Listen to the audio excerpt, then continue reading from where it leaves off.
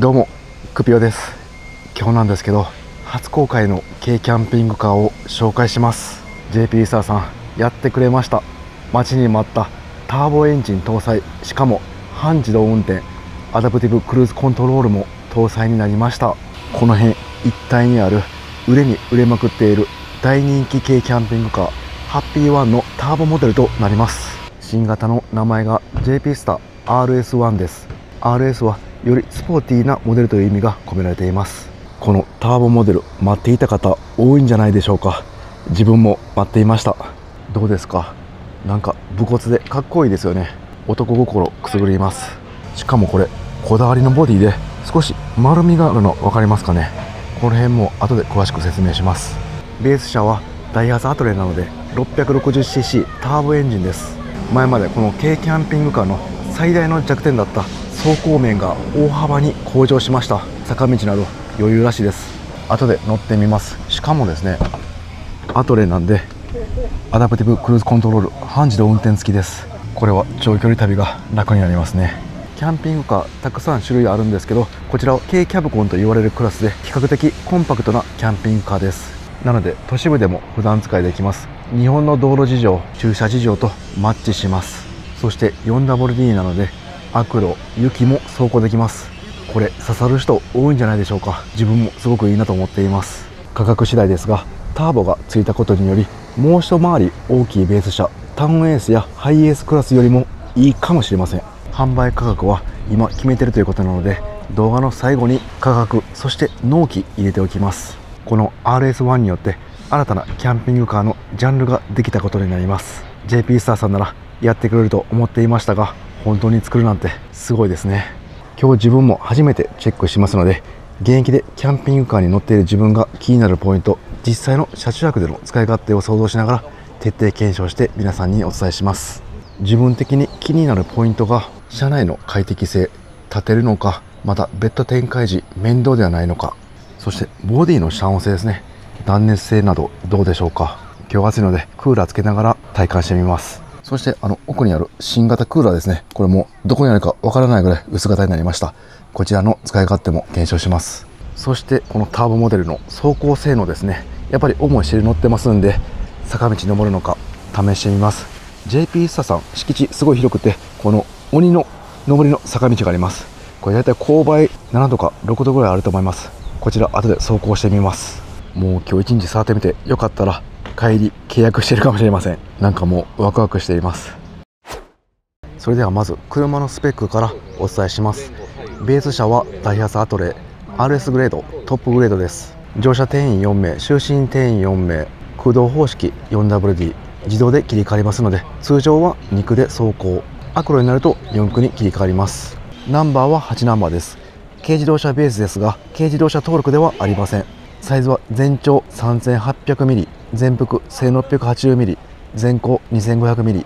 こちらがノンターボのハッピーワンなんですけど、全長が 3780mm です。で新型は 3800mm なんで2センチですね、伸びました。全幅や全高は前と変わっていません。次、エンジンやミッションなどのパワートレインなんですけど、エンジンがガソリンエンジン直列3気筒 DOHC ターボエンジン 660cc、 最大出力64馬力、最大トルク91ニュートン、燃費は WLTC モードで2区4区ともにリッターあたり 14.7 キロ走ります。こちらのノンターボのハッピーワンと比較すると馬力が11馬力上がりました。そしてトルクも31ニュートン上がりました。燃料タンクも3リッター増えて38リットルガソリン入ります。ベース車がハイゼットトラックからアトレに変わりましたんで、その分パワーが上がりました。階層も結構変わりましたんで、その辺詳しく見ていきます。まずはフロントからなんですけど、結構変わりましたよね。可愛らしい感じもあるし、荒々しい感じもある、両方ある印象です。タイヤもハイゼットトラックは運転席の下だったんで、こちら前に移動したんで多分静かになってると思います。ロードノイズも多少マシじゃないでしょうか。これがハッピーワンなんですけど、もう座席下にタイヤがあってエンジンも下にあります。こっちが RS1 ですね。タイヤが前になって、で前にちょっと出ています。バンクなんですけど、前もっと丸みがあったんですけど、結構カクカクとなってかっこよくなっています。こちら側がハッピーワンです。結構丸みありますよね。これ同じシェルだったら開発費そんなにかかんないんですけど、もう形変わってますんで結結構お金かかってると思います。その分雰囲気もぐっとかっこよくなっています。カラーバリエーションなんですけど、こちらは純正のカーキですね。こちらに合わせて後ろも塗装されています。他オレンジや青、黒、白など何種類かあります。こちらに合わせて後ろのシェルも塗装するのが合うかなと思います。で塗装はオプションになるそうです。別途15万円必要ということです。で今回紹介する装備などはほとんども込み込みの値段にするそうです。塗装だけ別途料金がかかるようです。次はサイドなんですけど、まずパッと目につくのがこの窓なんですけど、スモークの窓になっています。バンクの窓もスモークの窓です。すごいかっこいいですね。そして次、今回自分もすごいいいなと思ったのがこのボディの丸みです。こんな感じで横から見ると丸みを帯びています。こんなボディちょっと自分も初めて見たんですけど、すごいかっこいいんですよね。こちらは丸みを帯びていないボディです。ちょっとカメラではね分かりにくいかもしれないんですけど、実際に見ると全然違うのが分かります。こちらが丸みを帯びている RS1 です。こういった下のところですね、ちょっと R があったりとか、こういった窓のところとかも結構 R が分かりやすいです。このボディ作るのに結構手間かかったらしいんですけど、こういったところにもこだわりを持って少しでも良くなるように改善されているのがすごいいいですよね。燃料の給油口なんですけど、前はこのリアのサイドにあったんですけど、今はこの運転席のすぐ横にあります。ここにレバーがあって、開けると開いてここから給油できます。これはかなり給油やりやすいと思います。給油口の横はこちら排熱口があります。中のサブバッテリーシステムですね。こちらの熱を逃がします。一番後ろの扉を開けると中の収納につながっています。これは長尺物やキャンプ道具など入れるのにちょうどいいですね。その下はこれ 12V クーラーの室外機が見えます。助手席側のサイドです。一番後ろに外部の AC コンセント2口あります。そして窓の下に給水口とシャワーがあります。でここなんですけど、その横赤いところが FF ヒーターの燃料の入り口らしいんですけど、今回こちらプロトタイプで製品版は FF ヒーター燃料タンクから使用することができますので、こちらの給油口はなくなるそうです。 FF ヒーター用の燃料は別の給油口だったんで、一つにまとまってくれるのは助かりますね。そしてこちらも排熱口があります。ここの下なんですけど排水バルブあります。これなんですけど、ここの上に排水バルブがあります。あれちょっと手が届きにくいんで、もうちょっと下に下げるそうです。エントランスのドアなんですけど、これプッシュ式の電子キーです。鍵いらなくても番号で施錠できるのは便利ですね。こちらはサイドオーニングです。こんな感じでスライチになってるんですね。なのでサイドオーニングついてる感もなくおしゃれですね。せっかくなんで展開してみます。このリモコンで操作できます。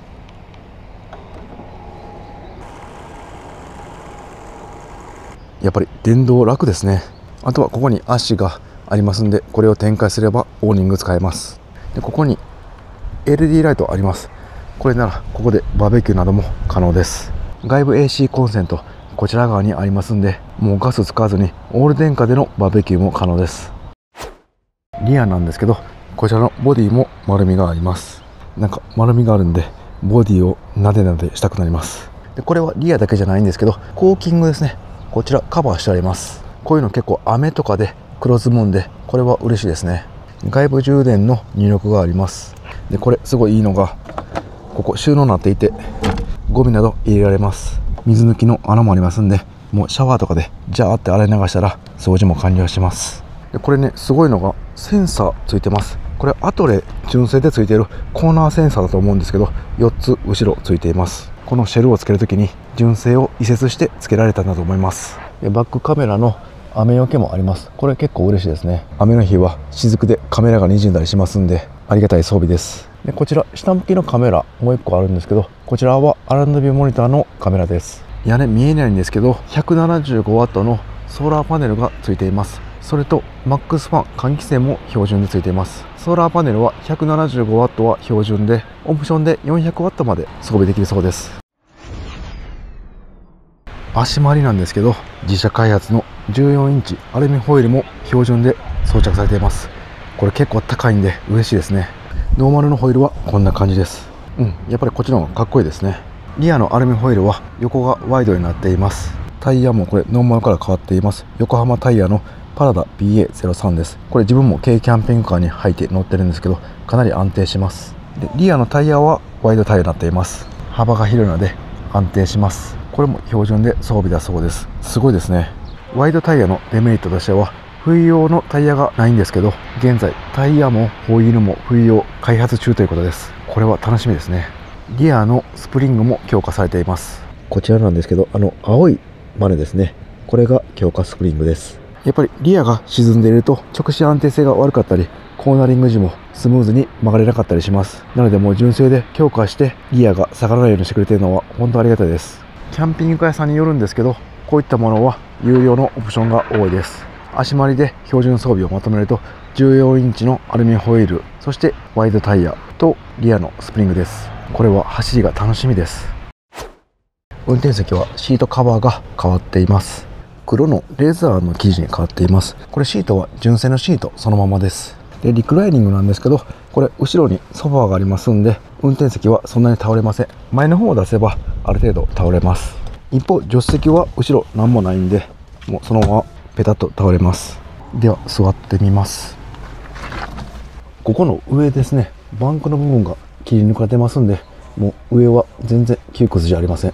頭がこの辺に来ますんで、もうヘッドクリアランスはめちゃくちゃあります。これ高身長の方は嬉しいんじゃないでしょうか。で、上部にある収納、これはまだ生きてますんで収納として使えます。ハンドル周りですね。で、この右側にアダプティブクルーズコントロールついています。このクルーズボタンを押すと今走っている速度でキープして走行してくれます。で、これがプラスマイナス速度変えられます。で、こちら追従型のクルーズコントロールなんで、前の車に自動で追尾してくれます。正直キャンピングカーに追従型のクルコンついてるのもうほんと数えるほどしかないんで、かなり羨ましいです。これだけでもこの JB スタ RS1 に乗る意味がありますね。電源つけます。ルームミラーはデジタルです。こちらも標準です。で、これですよね、アラートビューモニター、こちらも標準なんです。すごいですよね。ミラーは電動で、こちらに4駆スイッチがあって、4駆ロックするか、あとはオート2駆と切り替えるか決めるスイッチがあります。で、一旦電源切って、で、ここのスイッチなんですけど、ハンドルの横奥にあります。これを押すとこんな感じでテレビが映ります。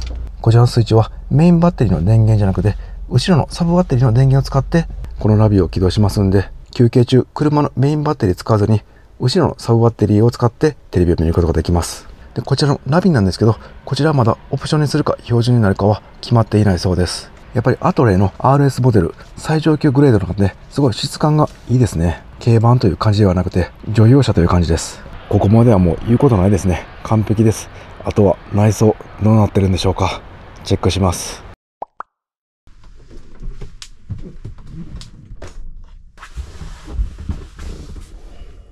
なんかすごい色良くなってますよね。自分すごい好きな感じです。床は木目調に、この高級感あるレザーシート。男は結構こんなん好きですよね。で、ここですね。バンクのところに大きいモニターがあります。ここでテレビ見てくつろぐの楽しそうです。今すごい太陽当たってるんですけど、このスモークなんでそんなに眩しくないんですよね。これで景色のいい海沿いや山など行ってお茶するだけでも楽しそうです。で、車内が今結構暑くて、現在 33.5 度ですね。早速薄型のこの 12V クーラーつけます。あ、クーラーつけると一気に涼しくなりました。車内のレイアウトなんですけど、こちら側にソファー、そしてこっち側にキッチンがあります。L 字型っていうんですかね、こんな感じで曲がっています。で、後ろ側は全面断熱なんで、外の熱が車内に入りにくくなってます。冬は多分あったかいと思いますんで、やっぱり車の鉄板と全然違いますね。これは本当キャブコンのメリットです。では各部詳しく紹介していきます。まずは入り口から。ドアは断熱のドアになっていて、収納もあります。で、こちらのデモ機はステップはないんですけど、販売モデルは手動式のステップがあります。で、ここは網戸にもなります。入り口入ってすぐにスイッチがあるんですけど、こちらはこのダウンライトですね。こちらのスイッチになってます。ドアの上は鏡があります。これ身だしなみチェックにいいですね。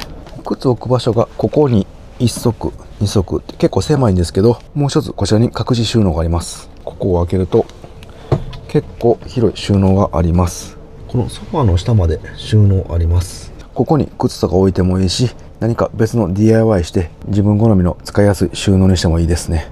ここの蓋なんですけど、ゆっくり閉まるようにダンパーがつくそうです。次、ダイネットスペースなんですけど、といっても軽キャンなんで、もうダイネットスペースしかありません。でもこのソファは結構広くて、1人、2人、3人は横に座れます。で、向こうも1人座れますんで、4人テーブルを囲えます。でソファーの生地はレーザーです。で防水もある程度いけそうですね。でソファーの後ろの方、こちらにスピーカーが2箇所あります。テーブルはこんな感じで足が折れ曲がるタイプのテーブルです。で色は変わるそうです。なんか黒になるそうです。でこちらをここに引っ掛けて、はい、こう設置します。こんな感じで数人でテーブルを囲んでもいいし、もう1人で広々と使ってもいいですね。ダイニングスペース3箇所の窓、こちらは全部シェードと網戸ついています。でシェードなんですけど、これ今こんな感じで山なりになってますが、平らのシート生地に変わるそうです。なんかこの山なりになっているシェードは子供が触ると変形するようなので、触っても大丈夫なシェードに変えるそうです。子育て世代は嬉しいですね。でマックスファン標準装備なんで、ここ換気して、でここの窓開ければ料理も可能です。ダイニングスペースのコンセントなんですけど、まずここですね、運転席の後ろ側に AC コンセントが2口と、あとこれは DC ソケットですね。 USB はここ2口あります。で一番後ろも AC コンセントが3口ですね。で USB は2口あります。でキッチンの前のところですね、ここも AC コンセント2口と USB が2口あります。こんだけあれば十分ですね。次気になっていたこの 12V の薄型エアコンです。すごい薄いですよね。前はここにエアコンついていたんですけど、この家具の中に入ったんでかなりスッキリしています。このエアコンの下、座っても頭つきません。下にはこの空気を吸い込む吸気口があります。で現在の消費電力は約 360W です。設定温度は一番低くしてエコモードにしています。ちなみに一番強くするとこんな感じで結構音します。でまたエコモードに戻しておきます。車内が暑い時は一番風量を強くして車内の温度を下げて、で下がってからはもうエコモードで運転していれば音もそんなに気になりません。こんな感じでこの羽がスイングしています。なので車内全体に冷たい空気がいってくれます。 FF ヒーターのコントロールスイッチはこちらにあります。この FF ヒーターも標準装備です。メーカーはエバスペヒアの FF ヒーターです。ヒーターの吹き出し口はこの入り口、ここにあります。このエバスペヒアの FF ヒーターは温度を設定できますんで、自動で暖房の温度を設定してくれます。ソファーの上、ここに電装関係のスイッチパネルなどあります。まずこの真ん中のパネルですね。これはリチウムバッテリーの残量や消費電力分かります。このキャンピングカーは 48V のリチウムバッテリー 100A 搭載されています。こちら 12V 換算で 400Ah とかなり大容量です。この大量に電気を消費する 12V クーラーも一晩使えます。通常キャンピングカーは 12V が多いんですけど、 48V のメリットは 12V より電気のロスが少なくて発熱も少ないので効率が上がります。でここインバーターのスイッチなんですけど、こちらは 3000W のインバーターがついています。 DC48V サブバッテリーからこのインバーターを経由して 100V の AC コンセントが使えるようになります。ここのコンセントですね。なので家電何でも使えます。だいたい家のコンセントが 1500W なんで 3000W は結構大容量です。でここにですね 110V と 50.6V 2つボルトがあるんですけど、これがメインバッテリー、車のバッテリーの電圧ですね。でこっち側の 50V はサブバッテリーの電圧です。で一番左のパネルなんですけど、これはスイッチ系になります。このテープライトや換気扇、ポンプ、サイドオーニング、テレビ、照明や換気扇、ポンプなどをつけたり消したりできます。でこの中はブレーカーとか入ってます。なんでメンテとかもやらそうですね。でサブバッテリーへの充電方法なんですけど、ソーラーパネルですね。屋根についてソーラーパネルから入力と、後ろに外部コンセントを挿すとこありましたんで、あそこから AC コンセントで充電。あとはエンジンつけた時にエンジンの動力でオルタネーターから電気が生まれるんですけど、そこからリチウムバッテリーへ充電されます。ただ軽自動車なんであんまり発電力が多くなくて 300W ぐらいしか発電されません。でオプションで高出力オルタネーター、発電量が増えるオプションもあります。それをつけると約 1000W で充電できるそうです。まずはシンクがこちらにあります。でここから水も出ます。水道ポンプスイッチを押してこのレバーを上げて水が出ます。で水のタンクはここにあって25リッターで、排水タンクも25リッターです。冷蔵庫はキッチンの一番端にあります。こちらは容量22リッターです。小型なんですけど奥行きはまあまああります。350ml の缶ビール6個セット3つぐらい入るかなって感じですね。で上は冷凍になっています。これすごく軽キャンピングカーにはいいサイズ感ですね。で電子レンジはここにあります。結構上についていること多いんですけど下についています。なので使用するときにこのソファーを一旦抜かして、でこう使用します。でこの位置結構不便かなと思って JP さんに聞いたら、高い位置だとやっぱり安全上落ちてきた時に危ないということなので、この位置にされたそうです。で電子レンジはそんなに頻繁に使うものじゃないのでちょっと手間ですが、これで現在様子を見ているそうです。確かにそうですね、上にあったら落ちた時かなり危ないと思います。そういった理由を聞けばなんとなく納得できます。収納なんですけど、まずは上部収納が4箇所あります。次はソファー下なんですけど、一番この運転席側のところはもう電装品が入っています。その後ろは収納として使えます。かなり大容量ですね。でソファーマットを抜かさないといけないという手間があるんですけど、ここも収納になっています。でここは先ほど見た感じで外部の扉とつながっています。最初に紹介した入り口の床下収納ですね。あとはバンクですね。ここを収納としても使えます。そんなにめちゃくちゃ多いわけじゃないんですけど、このぐらいあれば2人程度の車種役であれば着替えも含めて問題ないと思います。次はバンクなんですけど、これ結構面白いギミックがあります。まずはこの棒を入り口のここにはめます。で次反対側ですね。これはもうこうやって展開するだけで OK です。でここに折りたたみテーブルの金具があります。これをロック解除します。はい、これであとはまずこのテレビを倒します。そしてこれを引くとなんとバンクベッドになります。このギミックすごいですよね。テレビもついたままなんで、もうテレビのセッティングする必要がありません。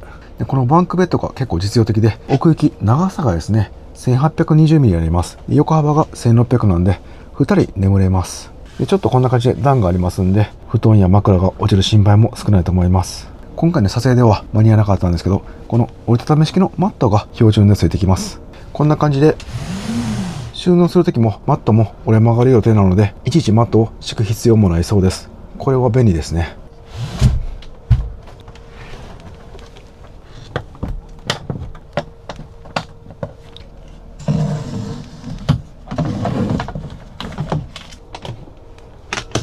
で今このテレビのコードがブランブランなってるんですけど、これはなんか引っ込む感じのコードに変えるそうです。伸び縮みするタイプですかね。次はこのメインのソファーベッドですね。こちら展開します。まずはソファーを上げてこのロックを解除します。そしてこの下を引きます。でこっち側もですね、ロックピン外してここを引きます。で次ソファーなんですけど、これも引くだけで大丈夫です。こんな感じでフラットになります。この JP スターさんの少しでもベッド展開を楽にという思いがこの工夫に表れてますね。このベッドのサイズが横幅が約120センチ、奥行きは約220センチですね。でなんか自分変やなと思ってたんですけど、ちょっとこれここの板ですね、一旦こうくっつけて、でこう引けばこんな感じで板が一緒にスライドされます。これ忘れてました。こちら側もそうですね。ここに板がありません。一旦閉めて、でここをこんな感じで引くと板が現れます。でソファーを戻すときはここの紐を引っ張ってこう折りたたみます。慣れれば1分ぐらいでできそうな感じがします。ここの坂なんですけどね、かなり急なんですよね。この坂登ってみます。はい、出だしは軽いです。で結構今きつい坂に入りました。で3000回転で走ってくれてます。もう軽々と登っていってくれました。でこの止まりそうなとこから登っても普通に進んでくれます。これノーマルタイプのハッピーワンだと結構しんどい坂です。はい、じゃあもう一回、次はもうちょっとスピードを出していきます。さあきつい坂に入りました。もう全然ぐんぐん進んでいってくれます。エンジンがうなることもなく、トルクも結構ありますね。これは快適です。はい、次なんですけど、このノーマルのハッピーワンで同じ坂登ってみます。はい、じゃあハッピーワンで行ってみます。あ、もう全然違いますね。ハッピーワンの場合はもうめちゃくちゃ踏み込んでアクセルの回転数が上がってようやく登ってってくれます。全然違いました。この RS の方は少し踏み込むだけでトルクで上がってくれましたが、ハッピーワンの方はもう大体3倍ぐらいですかね。RS より踏み込んでエンジンの回転数がグワンって上がって登っていく感じでした。ハッピーワンでも登れないことないんですけど、 RS の加速しちゃうと物足りなく感じると思います。これだったら高速道路途半車線もぐんぐん登ってくれそうです。一度これで旅行ってみたいもんですね。途半車線でこの軽キャブコンが追い越しかけていたらみんなびっくりするでしょうね。はい、今ですね、テーブル黒い方が来ました。こちらがつくようです。こっちの方が合ってますね。 JP スター RS1 日触ってみて思ったのが、なんかほんと男の秘密基地という感じです。走りもキビキビしている。そしてこの室内のシックでアウトドアな感じ、ところどころこのメカっぽいところもあるし、男性の皆さんなら欲しくなるんじゃないでしょうか。こっち側がハッピーワンで、こっち側が新型の RS なんですけど、なんかやっぱこうやって見るとハッピーワンの方が可愛らしいですね。で RS の方は男っぽい感じがします。皆さんはどちらが好みでしょうか。またこっちの新型車の違うカラーリングを見てみたいですね。赤とか青とか映えそうな気がします。それでは最後にですね、1日触ってみて感じたメリットデメリットをお伝えします。まず1つ目、このバンクのベッド展開収納ですね。これが気になりました。すごいいいギミックなんですけど、こう下ろしてで次引くんですけど、その時にですね、ここ手が遠くなってくるんですね。でちょっと離しちゃうとこんな感じでバーンってなっちゃいます。もっとそっとゆっくり下ろせればいいんですけど、ちょっとこの辺が気になりました。で逆に収納する時も手伸ばすんですけど、結構ギリギリです。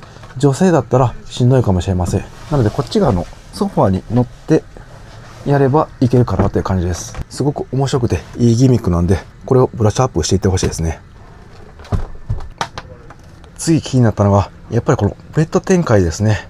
ちょっと面倒に感じました。もうこれはしょうがないんですけど、ベッド展開するときにこう一旦抜かないといけません。多分2人とかだったらもうソファーの上に1人乗ってもらうか、バンクの方に1人乗ってもらうかしないとできないと思います。で1人使いの時にですね、ベッド展開しなくていいようにここで寝ることもできるんですけど、これが邪魔でこの幅がすごい狭くなります。このフルフラットにするときはすごいいいギミックなんですけど、こちらのソファーソロで寝るときはパッて逃すことができないんで少し邪魔になります。こうやって反対にすれば広く使えるんですけど、こんな感じでソファーが落ちちゃいます。ちょっと見た目が悪いですよね。でベッド展開時はこのソファーの上そのまま寝ないと思いますんで、何かシーツとか敷布団を引くと思います。常設ベッドでやられるので、そのシーツもこのバンクベッドとか直しといて展開しないといけません。そこの手間も考えたら、ちょっとやっぱりベッド展開は手間がかかるなと思いました。まあ軽キャンピングカーなんでしょうがないといえばしょうがないんですが、せめて一人の時はもうベッド展開しなくてもいけるようなモードもあってもいいかなと思いました。でこのテーブルの収納が気になりました。これ外してからですね、置くところがなくて一旦この助手席の方に置いてました。でここ間置けるんですけど、この背もたれがですね結構後ろまで来ますんで当たっちゃいます。なのでこのテーブルの収納のスペースが必要になってきます。あとは DIY でパタッと折りたたんで展開できるようにするとか、何か工夫が必要だなと思いました。白のカラーリング注意しないといけません。これ今カーキの色で15万円オプションかかっています。でホワイトだったら無料なんですけど、ここのですね純正のホワイト、これホワイトパールなんですよね。なんで普通のシェルの白と合いません。ここのシェルの白とここのパールホワイトが合わなくなります。なのでカラーリングのオプションはもう施行した方がいいかなと思います。なのでプラス15万円かかる感じですね。でも15万円でこういった塗装してくれるところはなかなかないので、かなり安いと思います。ハッピーワンもそうですが、この JP スターさんはカラーリングが可愛いのでカタログ以外の色も施工してくれます。自分好みの色にして所有欲を高めるのもいいと思います。次メリットなんですけど、その前にちょっと番外編としてデメリットまでいかないんですけど、気になったことをお伝えしておきます。まずはこの照明ですね。このテープライトとスポットライトですね、この断熱色のこちらが中心になりますんで、夜暗くないかが気になります。特にバンクベッド側がスポットライト1個だけなんで、もしかしたら暗いかもしれません。この辺が少し気になりました。で番外編2つ目気になったのが、あとバンクで眠れるかどうかですね。高さいけるか、あとマット結構厚めを入れると言ってたんですけど、それが硬くないか眠れるか、また機会があれば車中泊もこちらでしてみて寝心地も確かめてみたいです。まずすごくいいなと思ったのがこの超薄型の12ボルトクーラーですね。これよく冷えました。でまた取り付けてる位置がですね上にあります。なので熱い空気溜まったのを吸って冷たい空気に変えてくれるんで、すごい効率いいんですね。でスイング機能があったんで、風がこんな感じで全体車内に行ってくれました。なのですぐに冷えました。こちら側についてる12ボルトクーラーだとこの辺は結構涼しいんですけど、こっち側で風行きにくいんですよね。なのでこの位置の薄型クーラーはかなりおすすめです。次のメリットは高出力タイプのオルタネーターへの交換オプションがあるということです。こちらはまだ値段決まってないということなんですけど、 JP スターさんなんで結構安くしてくれると思います。そうなると 1000W で走行充電できます。これはかなり熱いですね。で、まさに今自分の持ってる軽キャンピングカーを高出力タイプのオルタネーターに変えようと思ってたんですけど、結構難しいんですよね。専用の工具を入れし、車体下潜らないといけないし、ネジが硬かったりします。で、他でやってくれる車屋さん探すのも結構難しいんですよね。オルタネーター交換だけっていうのは断られることが多いです。その中でビルダーさんがやってくれるっていうのは有料ですが、かなりありがたいことです。で、最後のメリットは何といってもターボ。これにつきますね。もう何年もこの軽キャンピングカー、キャブコンタイプのターボがなかったんですが、ようやくつきました。最強の断熱性能に走行性能も壊れましたんで、もうまさに鬼に金棒ですね。で、ハッピーワンと新型のターボ両方乗ってみて、やっぱりもう全然走りはいいんですけど、ハッピーワンでも平地だったら問題なく走ってくれます。坂のある地域や高速道路ガンガン走行したい人はこのターボ付きモデルがいいと思います。で、またですね、この新型で車中泊旅行ってみたいですね。実際の旅ではこのターボがどう生きてくるのか、そして車内の快適性も確かめたいと思います。はい、ここで今なんとですね、 JP さんから重大発表3つありました。価格も決まったようです。お伝えします。まず重大発表1つ目、名前が変わりました。早速最初 RS1 だったんですけど、なんか RS1 がなんかもう使ってる方がいたらしくて RS に変わって、でたった今ですね、ハッピーワンターボに名前が決まりました。こんなことあるんですね。さあ、そして2つ目なんですけど、発売時期決まりました。なんとですね、この動画出した後からもう予約受け入れるそうです。で、今週末フィールドスタイルというイベントでこのハッピーワンターボ展示されますんで、そこでも受注できるそうです。実際に車来るのは8月ぐらいだそうです。なんで今5月中旬なんで、納期2ヶ月半って感じですかね。それが第1弾の販売分です。なので買いたい人は動画の概要欄に載ってる JP スターさんのホームページ見てもらって電話してください。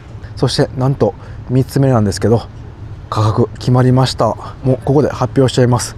値段が諸経費税金とか全て込みですね。で、ナビももう表紙の中入ったそうです。なのでこの見えてるもん全てですね、カラーの塗装以外の価格が585万円です。税込み諸経費込みです。どうでしょうか。で、このオプションのカラーリングですね、好きな色を選べば15万円なんで、ちょうど込み込みで600万円になります。簡単に装備をおさらいすると、 12V 薄型クーラー、マックスファンでリチウムバッテリー、 12V 換算で 400Ah、 インバーター 3000W、 冷蔵庫、 AFF ヒーターで、カーテンにテレビ、運転席周りはデジタルルームミラー、アランダビューモニター、足回りはタイヤ、ホイール、強化スプリングで、外装はサイドオーリング。これ全て見えるもん込み込みで585万円です。JP スターさんは3年保証あるそうなんで、3年間はこの装備壊れたら全て無償で直してくれるそうです。これは嬉しいですね。ただ1点注意点として、キャンピングカーは結構壊れるものなんで、この JP スターさんに通える距離の方がいいと思います。もしくは近くの代理店ですね。JP スターさんのホームページに代理店も載ってますんで、その地域に住んでる方がいいと思います。またこちらのハッピーワンターボでも車中泊動画出しますんで、ぜひチェックしてみてください。で、 JP スターさん、また新しい新型車の話も聞きましたんで、そちらもまた随時先行配信していきます。ぜひチャンネル登録してチェックしてください。ご視聴ありがとうございました。